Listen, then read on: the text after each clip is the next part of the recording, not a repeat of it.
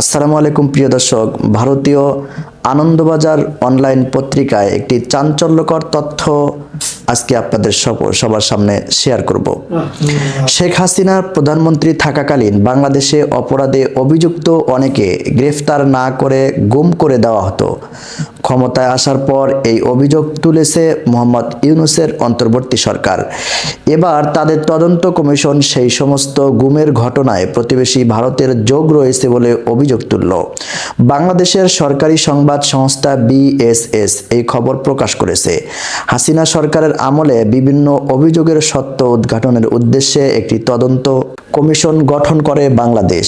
Supreme কোর্টের অবসরপ্রাপ্ত বিচারপতি মঈনুল ইসলাম চৌধুরীর নেতৃত্বাধীন 5 সদস্যের কমিশন সম্প্রতি একটি রিপোর্ট তুলে দিয়েছে অন্তর্বর্তী সরকারের প্রধান উপদেষ্টা ডক্টর ইউনূসের হাতে।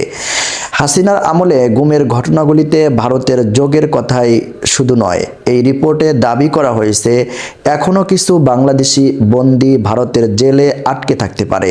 ভারতের সঙ্গে হাসিনার ঘনিষ্ঠতা প্রথম থেকেই ভালো চোখে দেখছে না ইউনূসের সরকার।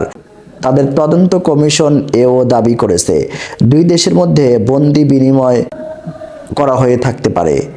সেই সব বন্দির সম্ভাব্য ভাগ্য সম্পর্কেও দুই দেশের মধ্যে আলোচনা হয়ে থাকতে পারে। এই দাবির প্রেক্ষিতে দুটি জনপ্রিয় মামলার কথা উল্লেখ করেছে কমিশন। প্রথম মত বলা হয়েছে সুখরঞ্জন বালির কথা, যাকে বাংলাদেশের সুপ্রিম কোর্টের চত্বর থেকে অপহরণ করা হয়েছিল। পরে তাকে ভারতের জেলে পাওয়া যায়। দ্বিতীয়ত বিএনপির নেতা সালাউদ্দিন আহমেদের কথা উল্লেখ করা হয়েছে, যার অভিজ্ঞতা থেকেও ভারত বাংলাদেশের যোগের প্রমাণ মেলে বলে দাবি করেছেন। 2015 সালে ঢাকা থেকে সালাউদ্দিনকে তুলে নিয়ে যাওয়া হয়েছিল। পরে সেই অভিজ্ঞতার বর্ণনা করেছেন তিনি। ইউনূসের কাছে গত সপ্তাহে তদন্ত রিপোর্ট জমা দিয়েছে বাংলাদেশের এই কমিশন। রিপোর্টের শিরোনাম ছিল সত্য উদ্ঘাটন। এই রিপোর্টে বলা হয়েছে হাসিনার আমলে 3,500-এর বেশি মানুষকে গুম করা হয়েছিল।